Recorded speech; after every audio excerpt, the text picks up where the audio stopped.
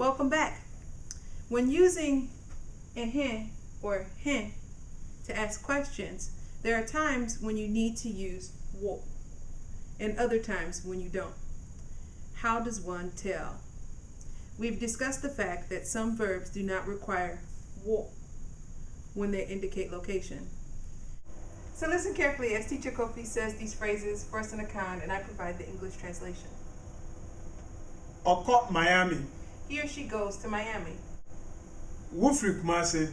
You're from Kumasi. Akwasi firi fie. Akwasi left home. Ọmụ tena afam. They sat on the ground. Ne maame te Orlando. His mother lives in Orlando. Yɛduru Gainesville. We have arrived in Gainesville.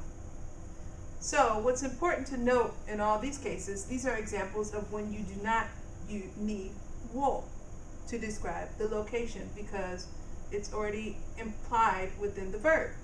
For example, this translates to he or she goes to Miami. This one translates to you come from Kumasi. And this one means that Akwesi left home as they sit on the floor.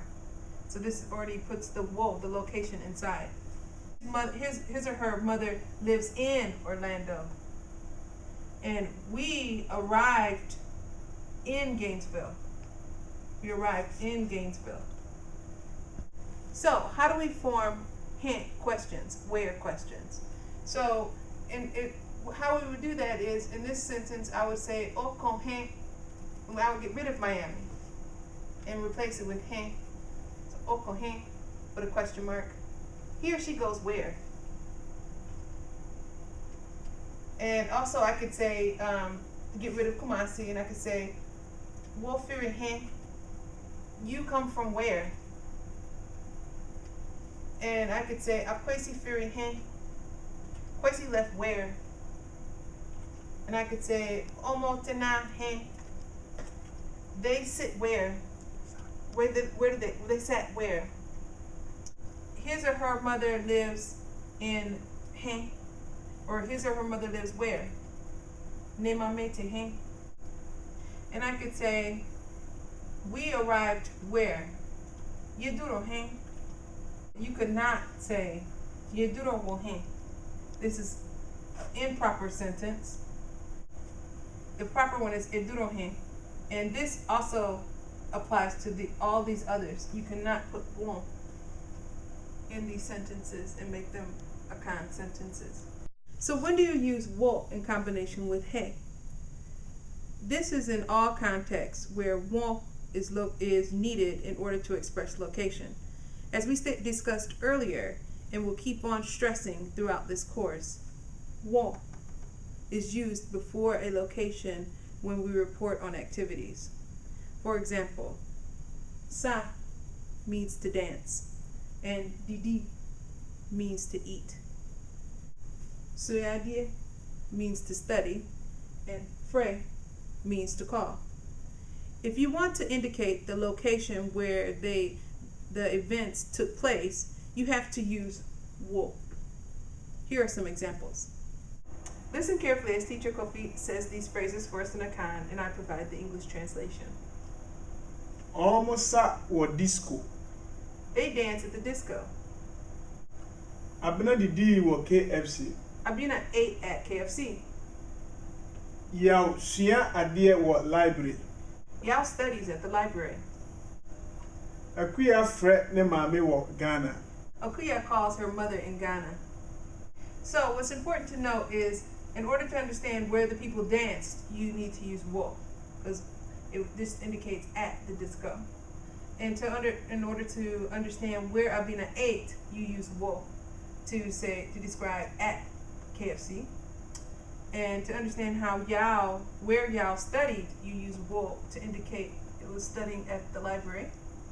And to understand where Akuya calls her mother, where is she making that call? She's calling to Ghana. These are how you use wo when you're trying to describe the location of an event. In order to ask ehe questions, which is where questions, we would remove this word like disco and put ehen.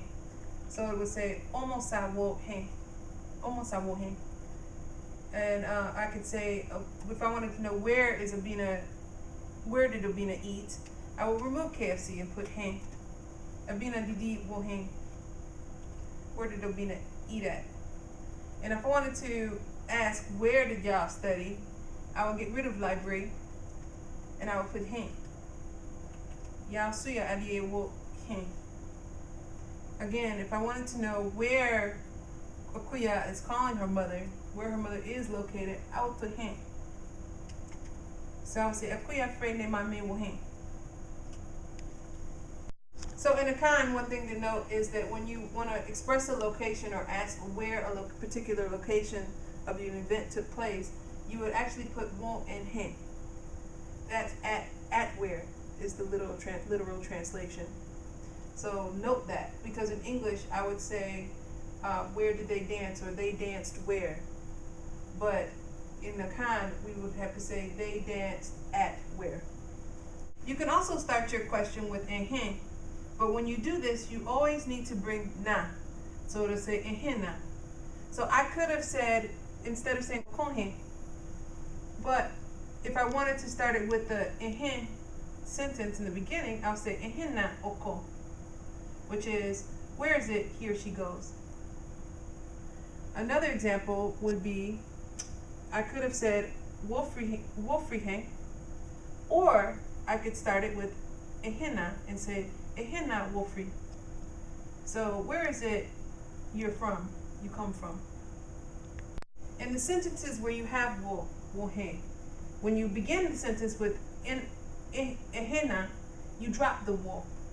So when we take a sentence, a hen sentence, and we remove the wo, we will remove the wo when we want to begin the sentence with ehena.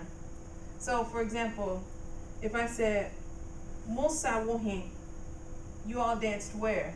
I could also say ehena mosai, where is it you all danced? Another example would be omodidi wohin, they ate where? I could use ehena omodidi to say, where is it they ate?